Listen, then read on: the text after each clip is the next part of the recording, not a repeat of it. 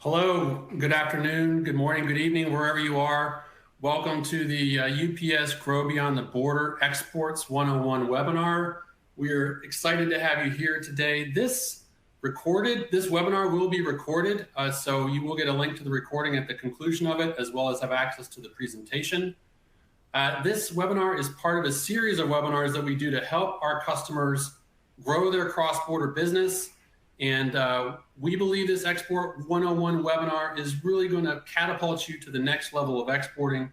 It's geared really towards those who've never exported before. Some of you may be reluctant exporters, but the goal of today is to give you confidence in the next steps towards your exporting journey, provide you some great resources to use and some tools, and also allow you to hear from somebody who's done it themselves and really get an insight into a business owner's view of exporting and the opportunity for you. So I will tell you we have another one, so quick plug, we have another webinar coming up on June 9th that will dive into the world of customs and brokerage. So if you're dealing with more complex issues around that, look forward to that on June 9th. So we're going to jump in it here. And so who is here today? We'll do some quick introductions. My name is Jared Perdon. I'm the Director of Marketing in our U.S. International Business Unit. I've been with UPS for over 15 years and really love helping our customers grow their business, tackle supply chain challenges, and just love sharing best practices with our customers here today. And I will turn it to Tiffany. Tiffany, you want to talk to the audience here? Hi, everyone. Thanks for joining us. My name is Tiffany Burge. I have been with UPS over 12 years with 4 years of experience working in the international market, really focusing on helping our customers export more easily to capture that global market share. Welcome to today's webinar. Great to have you here. Yes, and also joining us is Heidi Summers. Heidi? Hi, everyone. Welcome to the webinar. My name is Heidi Summers. I am the owner and CEO of Buff Bunny Collection. It is a women's apparel athletic company, and we have been around for 6 years now. Yes, Heidi, great to have you here. Excited for the audience to hear about your story later on, and we're going to get into that. Speaking of Q&A, please plug in your questions there into the Ask box. We're going to cover those later on. Questions for both Heidi and her business journey, but also just specific to exporting. So put those in the Q&A, and we'll get to those later on. And so with that, let's go ahead and get started. And look, I love road trips myself personally. And every good road trip requires a map to help you along your journey. And so this is really about where we're going here today. Number one, we're going to start out talking about why exporting even matters to a small business or a medium-sized business, what the opportunity is for you out there. Then we're going to get into really the nuts and bolts of starting to export and ship packages outside of the U.S. and give you some real clear 5 steps to cover while you're doing those shipping and preparing to ship those packages out. We'll land on some tools and some help for you to get started with that. And then we're going to close it out with talking to Heidi more in depth about her journey. She's taken this step and plunged into exporting and done quite well. She's winning at it. So we want to give you an opportunity to hear straight from her. So that is the roadmap for today. And with that, I want to really just jump into why does this even matter? We all can see the numbers here. Cross-border is definitely booming. The pandemic really disrupted the supply chain world. It changed how people work and where they order from based on working from home, and a number of supply chain disruptions has just purely accelerated e-commerce a number of years. And so the proliferation of marketplaces is making it easier for companies to sell both here in the US, but also to customers outside the US. And if you look at the numbers here on the screen from McKinsey, the projections, whether you look at the baseline projection of $1 trillion of e-commerce business by 2030, or the really robust trajectory by 2030 to get to $2 trillion, it's clear that the opportunity is here. Even from 2016, cross-border purchases account for 22% of global e-commerce, up from 15% in 2016. So clearly, great opportunity for you to grow your business, and it's only going to get better. And look, I also realize that in the US, the brands here have products that consumers want outside the US. High quality, health and beauty, sustainability, and just unique products. Even in some cases, the consumers outside the US see brands here in the US as being a status symbol. And so if they can't find it there in their home country, they're going to certainly shop here in the US. You can see 21% of global consumers have purchased from the US in the past 12 months. So we see it as a great opportunity, particularly for those types of products and unique brands, but also even in the B2B space, where global purchasers are looking for high quality products as well. That will also give you an opportunity for cross-border. And I want you to think about what it means for business stability. Exporting may seem complicated, it may seem risky, but in the end, it really helps smooth out demand and insulate against some of those local market fluctuations that may happen here in the US. But also, as your company becomes more productive, it gives you an opportunity to hire new employees, potentially pay higher wages. We see that in the non-exporting companies in the studies that we have. And lastly, overall, it helps provide greater stability to the company. Exporters are 8.5% less likely to go out of business than non-exporters. So truly a great risk mitigation strategy for companies as they start to grow. And so for today, look, I know many companies, they stumble into exporting. You all of a sudden get an order from Canada. What are we going to do? How are we going to fulfill this order? And that's how many companies start. It's just trial by fire. And look, I used to run some half marathons. And so I kind of see this webinar here today as being like couch to a strategic exporter in 30 days, right? We want to take you from being that passive, reluctant exporter where you really didn't have a good plan. You were reacting to orders that were coming in. You maybe only were comfortable shipping to one destination and didn't have experts to help you along the way. And so we see the strategic exporters are the ones that really can take advantage of the opportunity. They've got a plan. They're proactive about their approach and their marketing that they're going to do to drive that business. They're thinking about a multi-year strategy, and they work with experts. And so that's the goal of today, that after today, you'll have this path to go towards being a strategic exporter. And look, you've already taken a great first step in being here at this webinar with us today. So with that, Tiffany, I think they're ready to kind of go further along the roadmap. So I'm going to turn it over to you. All right. Thanks, Jared. So now that we've got a good gauge on why exporting can really help your business, let's talk about how this whole process works. So understanding the steps and mechanics of the exporting process and how it differs from a domestic shipment is crucial to building confidence in successful exporting, and also helps to identify potential problem areas to be aware of as you begin. So let's go ahead and walk through this.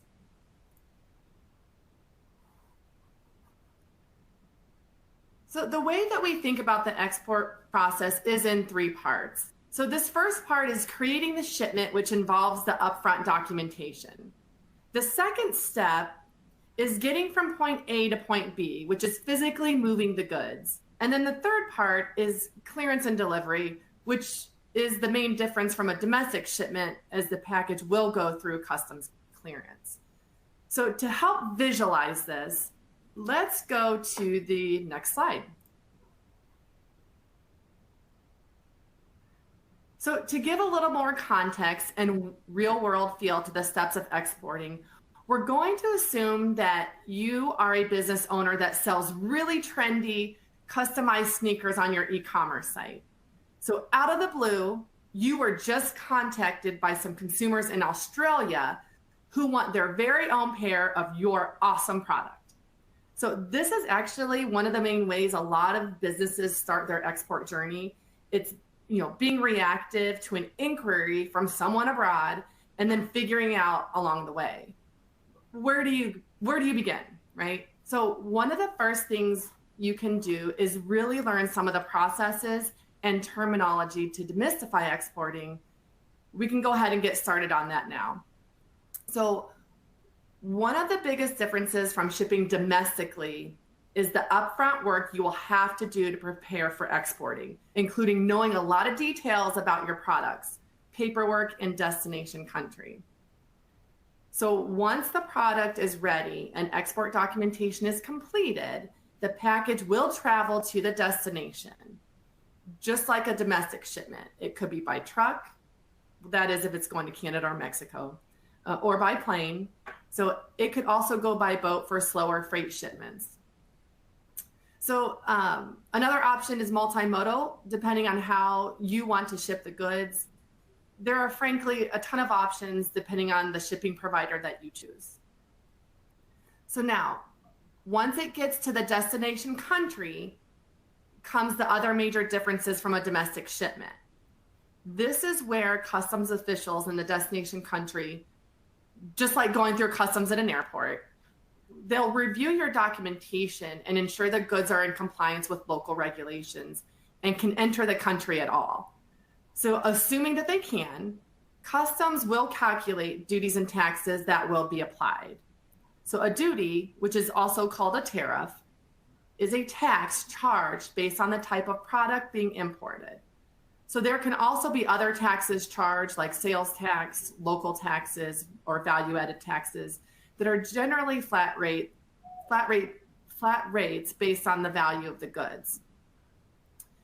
Now, one term that you should be aware of when it comes to global trade is de minimis.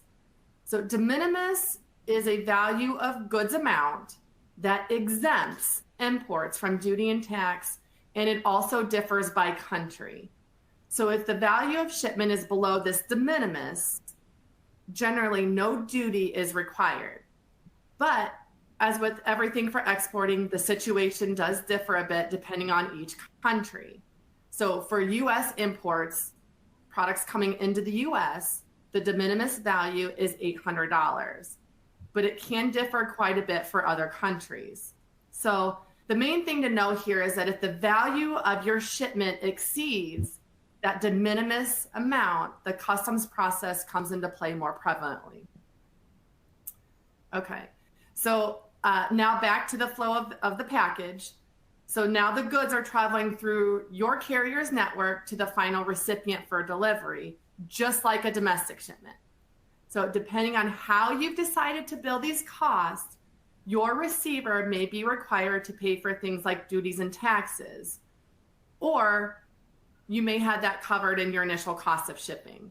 So keep in mind, this is a choice that you need to make when setting up your international shipping plan. This can have an impact on your customer experience. And we'll talk about that a little bit later on in improving that customer experience and making sure that your customers are aware of those potential duties and taxes. Moving on here. So now that we have a better understanding of how exporting works and the goods flow, let's talk about some of the nuts and bolts of exporting to make sure the process is as smooth as possible. So let's go ahead and get prepared. So we are now going to dive into the upfront preparation that you can do to have a successful exporting experience and minimize that risk that something could go wrong, which is going to cost you time and money. So there are 5 steps we will review. Essentially, it's the what, where, which, when, and how you'll need to know before you send off your export package. Keep in mind, in general, UPS does have a wealth of knowledge on the subject, as does U.S. Commercial Services. So U.S. Commercial Services is a branch of the International Trade Association whose main purpose is to help U.S. businesses export more effectively. Okay. All right, so knowing your product is essential for any exporter. To accurately complete required paperwork and determine shipping eligibility across the world, you need to understand what it is that you're selling, including who it's for, what it's made of, and where it comes from. So a key portion of this, as some of you may know, is the HTS code and the product description. So this can help you find and understand key rules and regulations to be aware of and what extra paperwork or licenses may be required. So HTS, which is the Harmonized Tariff Schedule, these codes are used by most countries to assess duties and taxes depending on what product is and what it is made of.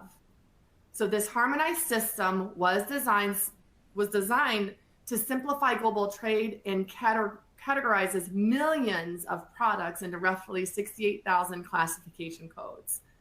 So much of your export experience can be determined by how accurate your HTS code and description of goods are. So let's think back to your sneakers. You know, you're not just exporting a sneaker. So it's a woman's sneaker with leather upper and rubber soles.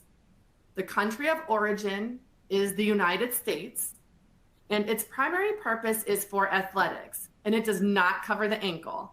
So these specifics, believe it or not, can dictate a lot, including eligibility for shipment, additional paperwork required, and the duty rate that is paid. So this may surprise you, but the duty rate and eligibility for clearance may be different if the sneaker was made of fabric or a synthetic material, or if it were a hiking boot or hiking boot higher than your ankle. So since different countries may have different rules and charge different rates depending on the specific product characteristics, you should be very clear in how you classify your product.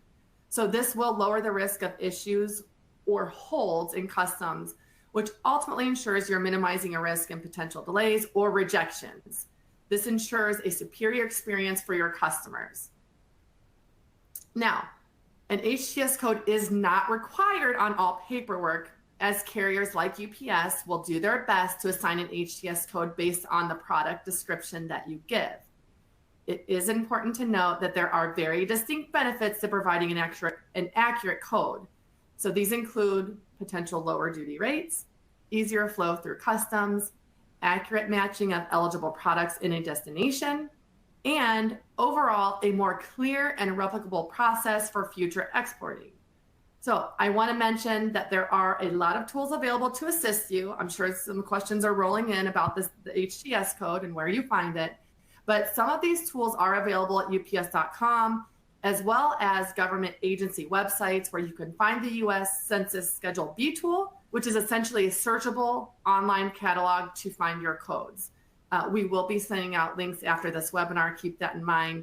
We'll reference those a little bit later, and you will get those links. All right. So next, let's think about where your product is going. So certain parts of the world can have a very different view of how to look at a commodity or different rules on what kind of paperwork and approvals are needed to properly clear it. It is very important to make sure you have an excellent source of information to validate that your product can be shipped into your destination country and whether there are any limitations, like the quantity of specific product that is allowed. For example, women's shoes with leather uppers and a rubber sole, they are eligible to be shipped to a number of different countries with few restrictions in major markets, which is great. But in other cases, there may be more challenging restrictions that might be apparent from the get-go. For instance, did you know that you need a zoo sanitary export certification to ship pet food to Canada? Or toy weapons are prohibited in Australia and several other countries. So trying to ship something without proper approvals can lead to delays and holds in customs, as well as potential fines and restrictions placed on your business. So because of this, it's extremely important to know the rules prior to shipping. To help navigate country regulations, again, both UPS and the US Commercial Services have a really nice collection of country guides, with the US Commercial Services having information about nearly every potential destination country globally. So utilizing both as you're learning about your country requirements is very important. The information is free and it is available to everyone. Okay. All right, next up is understanding which forms are required to successfully make an export shipment. So knowing your HTS code, product description, and the destination market will help prepare you to complete the right paperwork, since the specific forms you need will all depend on what you're shipping. Pretty much all exports will require a form called a commercial invoice. It is vital to fill this form out accurately. The commercial invoice is what customs agents in destination countries will use to determine duties and taxes, as well as confirm what is being imported. So this form can typically be completed by hand or electronically through most shipping carriers, and as mentioned before, is required to make an international shipment. Think of it like your passport. I do want to note a common mistake on the commercial invoice is to write multiple items on the same line. Make sure you separate out different items as they may have different duties and taxes. Your first shipment of sneakers that we just talked about is just going to be a single pair of sneakers to one customer in Australia. So in this case, you only need a single HTS code, product description, and one line to describe those goods. There are templates available at ups.com, again, as well as other websites that will help you properly fill out those commercial invoices and give you those guidelines. Another common form you may need to include is a certificate of origin, so certifying where your product was made. So this may be required for different types of commodities like textiles, and it can be required to take advantage of free trade agreements. An electronic export information form is typically required for goods that exceed 2,500 for a single line item. Again, that would be for products leaving the United States as an export. And finally, export licenses are government export licenses are government authorizations that may be required for certain types of products like goods related to national defense or controlled substances. So there can be a lot to take in here. I know that I've gone over a lot, especially if you ship regulated goods. But for a lot of exports, the commercial invoice is the consistent key to being successful. Right? So now that we've talked about what we need to do to get the shipment ready, let's talk about the different service options available to shipping internationally. So this step is relatively straightforward, but of course, the experience for your customer and the total cost of exporting is highly dependent on the transportation option you select. So all logistics providers will have different service levels. As you can imagine, air is the fastest regardless of the destination. So depending on the logistics partner you choose, ground options, which are by truck, may be available for shipments going to Canada and Mexico, and will typically be less expensive than air, but may add a day or two or a few to the transit time. So if you're exporting in larger quantities, say in a B2B scenario to a foreign partner, or you're going to stock up that foreign warehouse, there are some air freight options as well as truckload, and then LTL, less than truckload options to Canada, Mexico, and then of course, ocean containers. A few other aspects of transportation you will want to keep in mind include different service levels. So different service levels will come with different guarantees.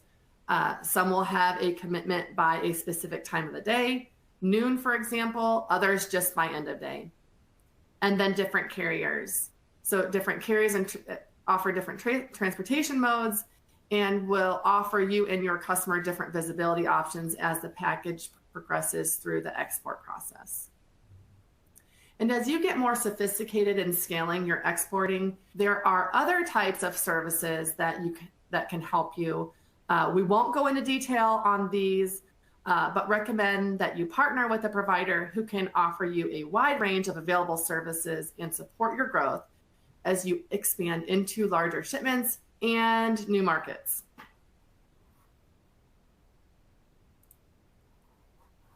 All right. There are a lot of options for shipping, and good news, UPS has you covered from packages to pallets. We wanted to tell you a little bit about our newest e-commerce focused cross-border service, Worldwide Economy. Jared, why are we so excited about our newer product? Yeah, excuse me. Thanks, Tiffany. Look, we've done quite a bit of research on e-commerce shipping, and what we do know is that when you provide choice and control in your delivery options for consumers, that's a really key piece of the e-commerce strategy. And we also learned, almost over 41% of shopping carts are abandoned due to the delivery cost being too high. Now, the good news is that companies, brands can do some things because customers will actually do stuff for free shipping or discounted shipping. They'll take some actions. They may join your loyalty program. They may add more to their shopping cart. And 32% said they would choose a slower shipping option. So that's why we brought forth to the market Worldwide Economy, because it's very economical, e-commerce driven service for low weight, low value shipments. We go to over 210 countries in 5 to 12 days. And it has a much more simplified customs clearance process, but still giving you that door-to-door visibility that we know customers want. So it really is just thinking about what your customers are looking for and maximizing the options so that they can make that choice for themselves. They want that choice. They want that control. So we've got shipping options covered. Tiffany, what is next? All right, we're getting into the home stretch here. Thanks, Jared. So now that we've got our forms ready to go and have selected how we're going to get our product there, another important aspect of exporting you should think about up front is whether you have your product prepared properly to arrive in good condition to the right address. So if the package gets damaged along the way or cannot be delivered, it can cost you time and money to get that package returned. In some cases, it can be cheaper just to abandon the package overseas than to pay to have it returned. Obviously, you don't want this to happen, and neither do we. But a few key aspects to keep in mind are, number one, reviewing the physical package you are using to protect your product. So what may be appropriate for your domestic shipment may not be sufficient for an export shipment, which is handled more times. You may just want to consider a sturdier box and more cushioning. Secondly, when possible, file your customs forms electronically so that you minimize the risk of any of the papers being destroyed or lost during the transportation process. Most carriers allow this option for free. It also streamlines the clearance. So if something is needed or something is missing, the package continues on its journey while we get that information for you, and there is no delay in delivery. Thirdly, it's vital to have a good address and contact information for your shipment. Make sure that you have the receiver's phone number listed for the receiver, not your phone number or the shipper's phone number. This is a very common mistake that I've seen a lot in the last 30 days. I would say the number one error that exporters are making right now. So make sure that you have that receiver phone number on there.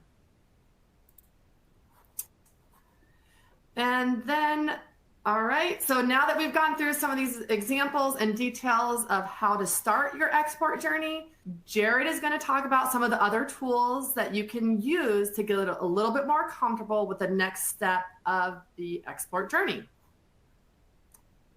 All right. Yeah, so you got Jared, these essentials down. You're moving towards being that strategic exporter, and there's just a few other things that can really propel you forward fast. Number one is just thinking about what country do you want to start in. You don't have to go everywhere and go to every destination all at once. Think about some low-hanging fruit opportunities for you, particularly related to where your buyers are, where your product is in demand. We have found one great resource that we use with our customers, similarweb.com. It's a free tool, or at least has several free features that can really help you with this. As Tiffany was saying, let's say you are that online shoe retailer and you plug in your website. You can see here from an example, you're getting a decent amount of traffic from the United Kingdom, from Canada, from Australia. These are great places to start. You've already got customers on your website shopping. So you can research a little bit more to determine if you can export that package and your commodity there easily, make your website accessible for those customers landing on your webpage, and move forward and get started. There's also Google Market Finder. That's another tool that we're aware of out there that can give you some good resources on where your products might be in demand. And look, shipping to a new country, new place may cause some anxiety. Some of you may want to be adventurous and go for many destinations. But look, you can stay in your comfort zone and determine where you go first by just remembering that a couple of things. One is that you may have to interact with that destination country, your customers, customs, or partners in that country. So think about the language. You or your someone should be able to communicate fluently, sometimes in those languages, but other times not. But just think about that in terms of the level of complexity that you're bringing onto your journey out of the gate. And then just consider culture and business norms in some of those destination countries.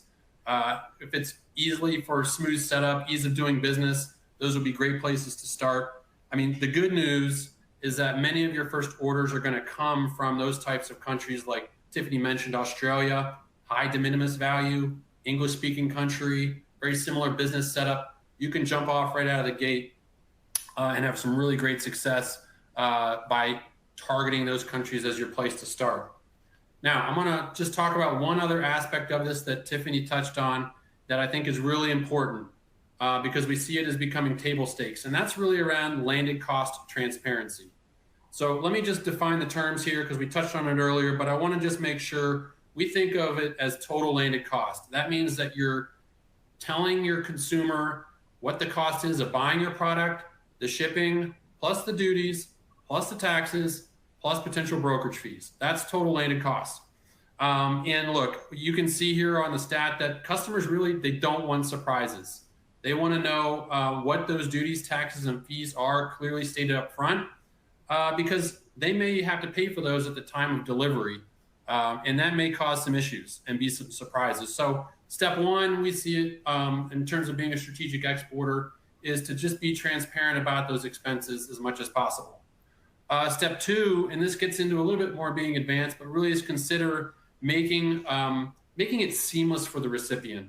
We talked about how the terms of sale are going to be set up in your shopping cart or who you're selling to in terms of who's going to pay those duties and taxes. If it's DDU or delivery duty unpaid, that means that the recipient is going to pay those duties and taxes and fees at the time the package arrives. If you set up the terms of sale as DDP, delivery duty paid, that means that the seller is going to pay those fees up front. And look, we've got some tools that can help you do that, as well as some of our other partners out there. But I think it's important to think through these aspects. We find that really this is becoming table stakes, and the ability to deliver a real seamless delivery experience to your recipients is going to help you build customer loyalty into the future and get repeat buyers. We built a number of tools on our UPS.com shipping application that really guides you through that. We think of it as a guided shipping approach to not only streamline the customs paperwork, but also provide you that estimated duty, taxes, and brokerage fees just by giving us a few pieces of information, which will guide you through on our website to do that.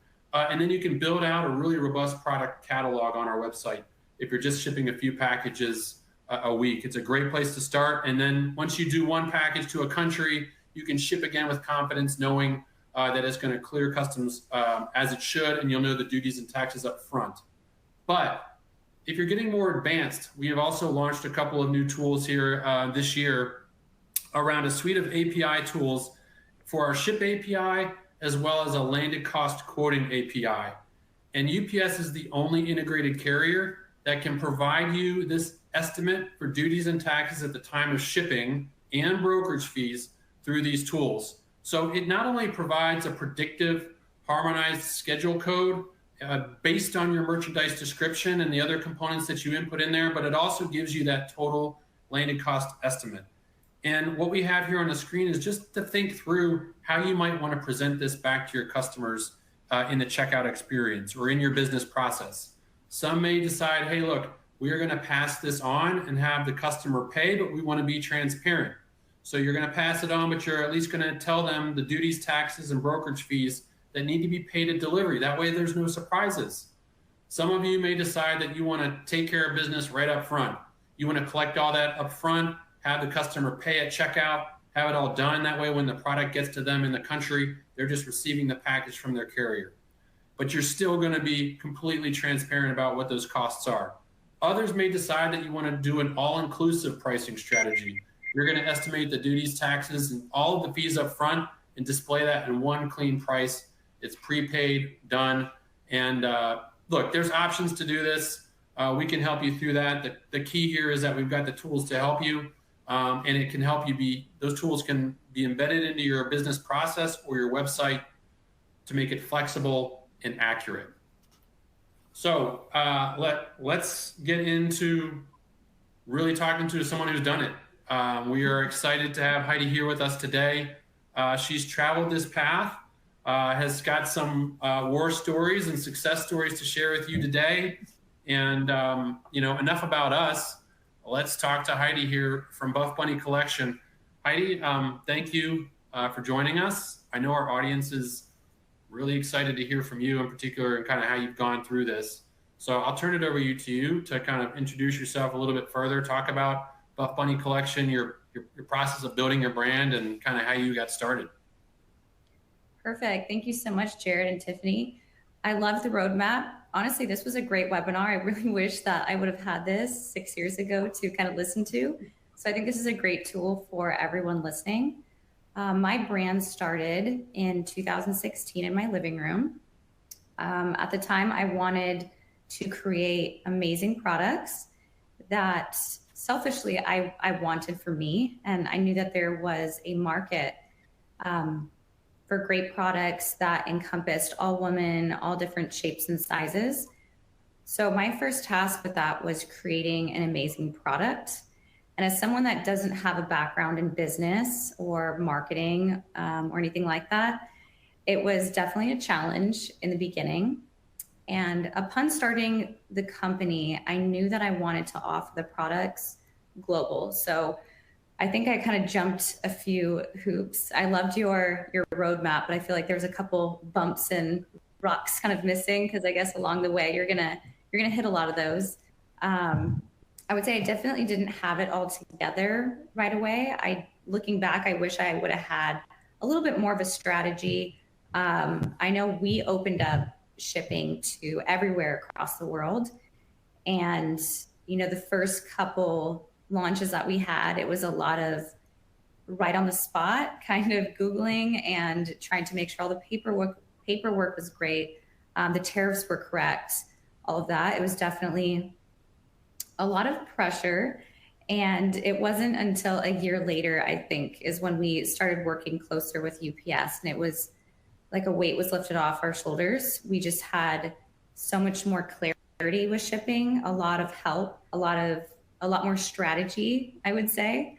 And international shipping for me wasn't necessarily about growing the business. I think at first it was more so being able to offer products to women all over the world. I think that was kind of my main goal. And as time went by, we realized that a lot of our products were being shipped, to countries I had no idea where they were. We would print out the labels like, I don't know where this is going, but I hope it gets there. So, and most of the time it did. I would say, 9.9 times out of 10, it got there. Every once in a while, we could have a package that didn't make it there, and we just knew, okay, next time, let's not ship it to that tiny little island, tiny little country. So it was definitely a learning lesson, a lot of little bumps in the road.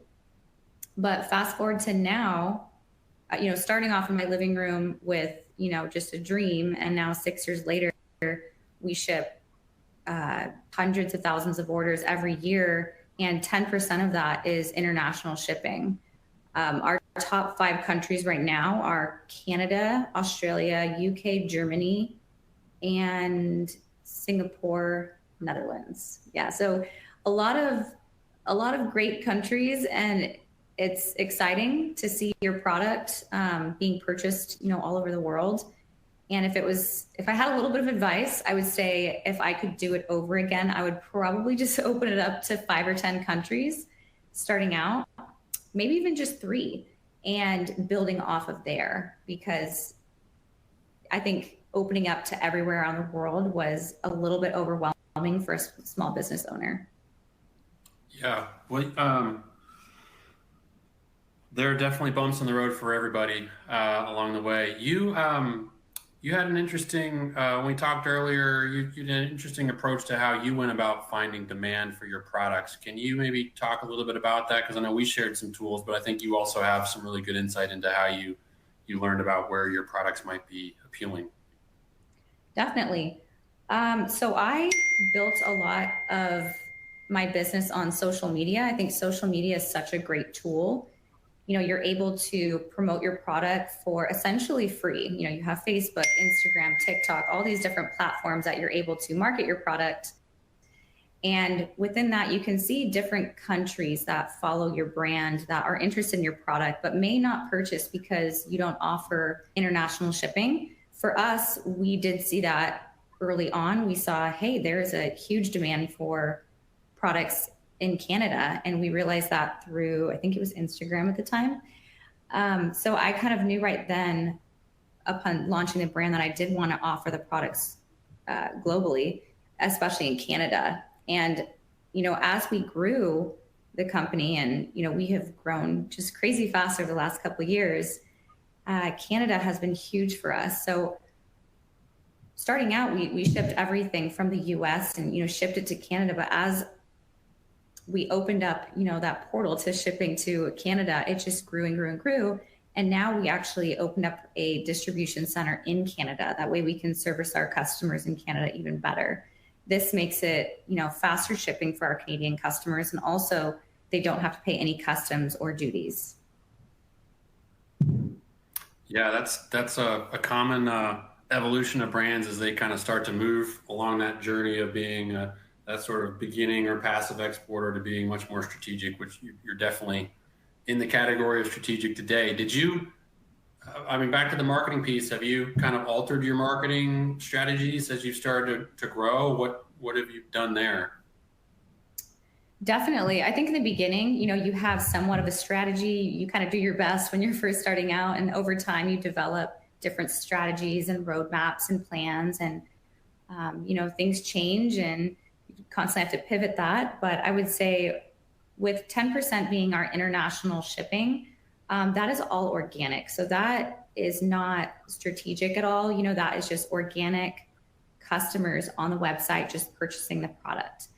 Now, recently we have opened up to doing ads in Canada, very, very little, but we're kind of playing with that. And we want to see the return in the next few months. And then we would then add Australia to that list of doing targeted ads in Australia, seeing the return on that. And then we would move to the UK. So instead of kind of doing ads in all these different countries, we're kind of focusing on the ones that we have the most customers in at first. Yeah, great. What were some other kind of bumps along the way that you encountered that you would maybe caution the audience against, or to think through maybe ahead of time if they're about to jump out on this journey?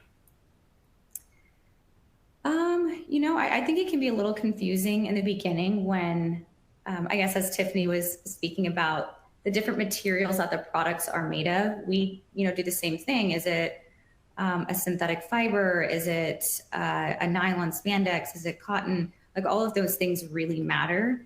And I remember on launch day that those were the type of things that I was kind of figuring out along the way. I didn't realize how important those were until it was like around launch time. So I would definitely say making sure that you do your research and your homework. And there's so many great tools out there. Google was my best friend at the time. I did a lot of research on Google, different platforms and different, podcasts, YouTube videos, whatever I could use to learn, and not always trusting one source. Sometimes you kind of have to look at a couple different websites or platforms in order to get the most accurate information, because I feel it can be a little overwhelming in the beginning. Yeah. Any other kind of pieces of advice that you would give to the audience? I would say, it's just definitely worth it to do international shipping. I think, having a little bit of strategy in the beginning, but I would say it's definitely worth it. It just opens up your brand to so much more, incorporating the international shipping. And I guess a piece of advice is, when you very first start, maybe 6 months to a year, focus on your US customers and then start branching out with maybe 3 countries. And then after time, once you feel a little bit more comfortable, you can always just focus on 1 too. If adding 3 might seem a little bit too much, just open it up to 1, maybe Canada, Australia, and then you can build off of that. Yeah. And any other thoughts about kind of the transition to jumping into Canada in terms of distribution straight from there? What have you kind of learned along that path? I would say Canada was one of the biggest struggles for us to ship to. I know a couple other companies that have had the same struggles, I would say. It could be little things like if the value is, 25 cents off, or maybe along the way, someone put a sticker covering a little part of the label. I would say Canada is very, very strict. And there was a lot of packages that were just returned back to us. And so I think just making sure everything is perfect whenever you're shipping to Canada. And that's why I'm glad that we didn't necessarily give up. It was definitely a struggle. That country was difficult for us to ship to, but we learned and we kind of adapted and pivoted and figured things along the way. And now it's our #1 country that we ship to. So I'm glad that we didn't just throw in the towel and just say, we're just going to focus on the US, because now we have a distribution center in Canada and it is thriving. Yeah. Great Jared. opportunity for brands. Yeah, go ahead, Tiffany. I was just going to mention there's a few questions rolling in for Heidi. So if we want to ask a few of those, Heidi, you're doing a fantastic job. And I think you're actually answering some of these as we go. But if you want, I can throw a few out there. Okay, Just perfect. Okay. Sounds good. All right. They're coming in quick here. So how does Buff Bunny handle international returns? And do you have many returns? That's a great question, actually. We do a few different things. So kind of something that y'all were talking about earlier, where, sometimes if an item is defective or it gets damaged along the way, returns, we kind of handle a lot of them differently. We'll have 4 or 5 different ways that we can do it. If the item is damaged in transit, we usually just have the customer keep it, and then we will send them a new item. If they are returning it back to us, we handle each one, I would say, differently depending on the country and where it's coming from. So I guess each one is pretty different, pretty specific. Mm-hmm. Perfect. All right. But we really don't have that many international returns. It's very rarely. All right, perfect. Okay, so the next one is, Heidi, what comes first? A paid and you did touch on this, but maybe you can add some color to it. What comes first, a paid advertising campaign to gain customers, or an indication from online sales that there's a market in that country, which would lead you to doing more advertising, in your opinion? Yeah, that's a great question. I would say at first, not doing paid advertisements. International shipping can definitely be, it's not cheap by any means. It's definitely worth it though.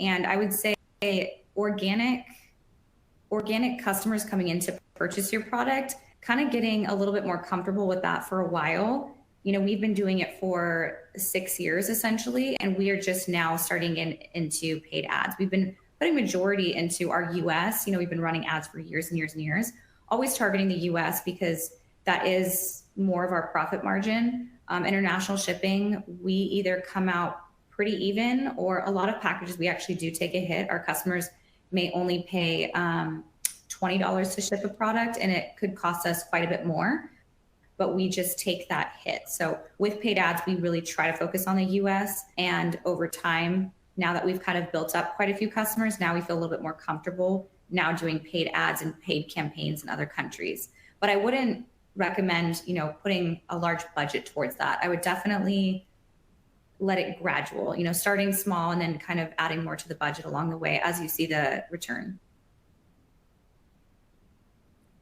Perfect. Thank you for that. And then the next one I have here, what is the best way that you use to get a fast and accurate freight estimate for an international order? I think you touched on that just a second ago, but Sorry, can you repeat the question? What is the best way that you use? What is the best way that you use to get a fast and accurate freight estimate for an international order?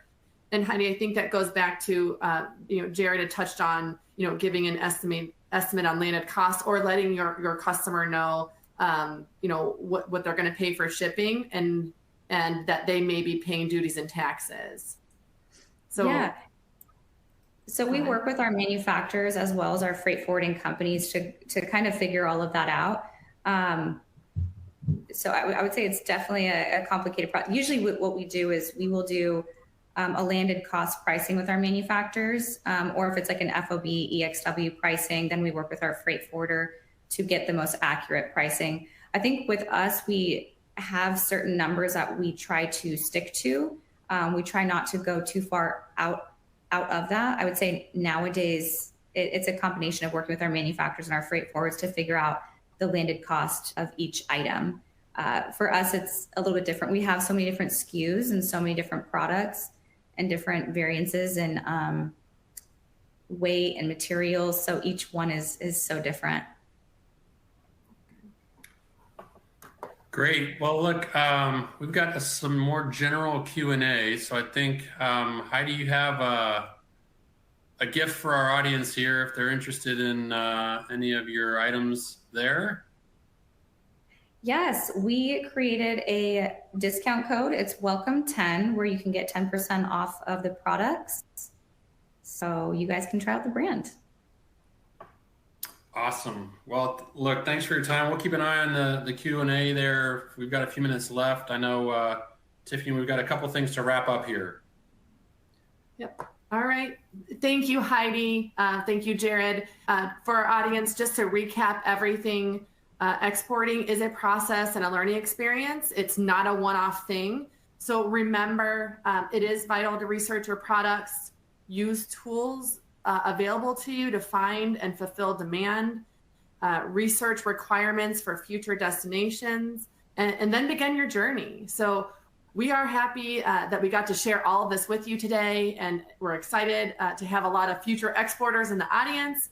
I'm sure you have a lot of questions. I've seen them come through the chat here. So we will now be taking some selected queries from the audience. All right, here. Jared, do you want to kick us off here?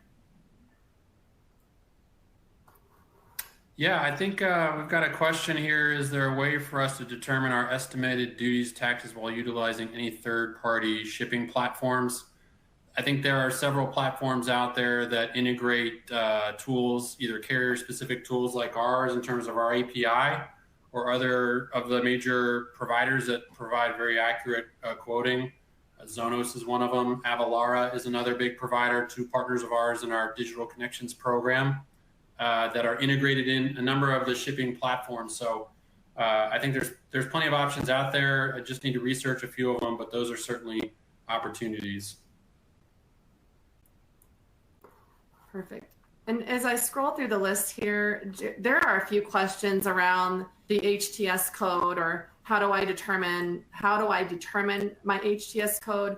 After today's webinar, we are going to send out some links and resources. There are many resources out there that can help you determine what that code is for your product, including the UPS Tradeability at ups.com. It's an international tool. And then the US Census Schedule B tool from our US Commercial Services.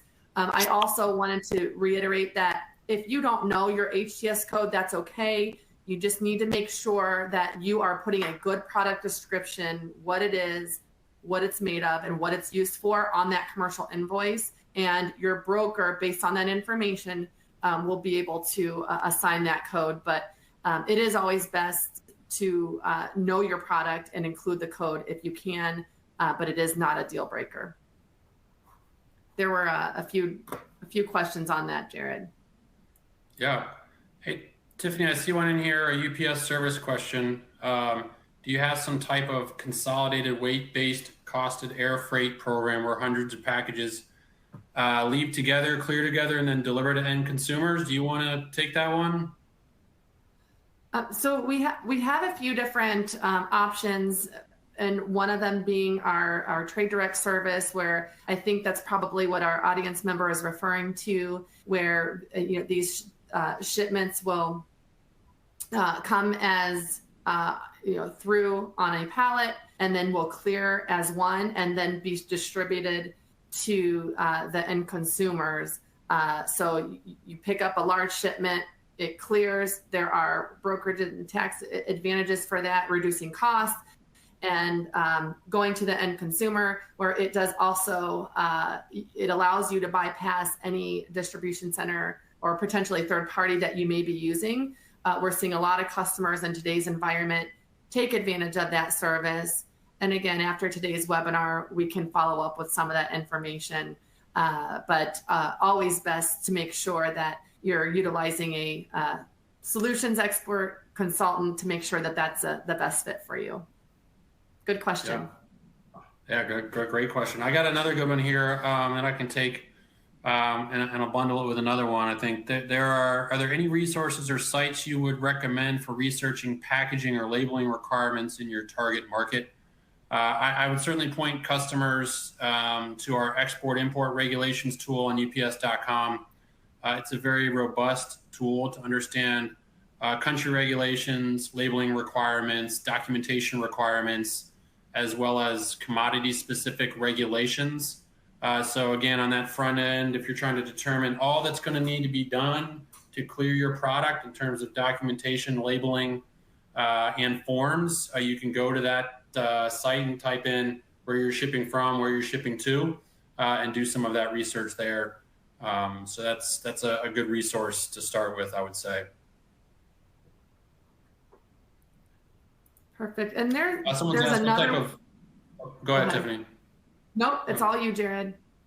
What type of assistance, consultation related to shipping, packaging, design does UPS provide to help protect the product and maximize your quantity shipped? I mean, I know a number of folks like Tiffany on the call here, and our account relationship managers can provide advice and guidance on that, as well as we do have a package design and testing lab where that can also be optimized in terms of your packaging, as well as we've got, I think, a number of other partners out there that we could work with you on, providing some guidance there around packaging and designing that to make sure that it's the optimized dimensions, as well as secure shipping of whatever commodity is you're shipping, if it's fragile or if it's a dangerous good, something like that. Perfect. And there's one in here so can you really export without going through a freight forwarder, or are there classes on paperwork? So we as in UPS have a freight forwarding division where products are going to move in a pallet, typically larger shipments, but our customers are shipping smaller packages through our network every day, not through our freight forwarding network. And that's where we would come into play to help support you. And that's where Heidi started out, utilizing the small package services to get to her consumers. And through our systems, I can tell you there are step-by-step guides, or as you're processing the shipment and label, it will prompt you to enter the information to make it easier for you to get that smaller shipment to your consumer. All right, Tiffany, we're going to need to wrap it up. We've got just a minute left. So if you want to close us out here, tell folks the next steps. Okay, perfect. All right, everyone that registered for today's event will receive a post communication with the link to watch on demand. Listed on this slide are links that will take you to additional resources for exporting, as well as schedule a virtual consultation with a UPS solutions expert. And I'll leave that up there for a minute. Take a screenshot or take notes. You will receive these links. And this concludes the webinar for today. So thanks for being with us. And another big thank you to Heidi from Buff Bunny. Thanks for having me. Thank you.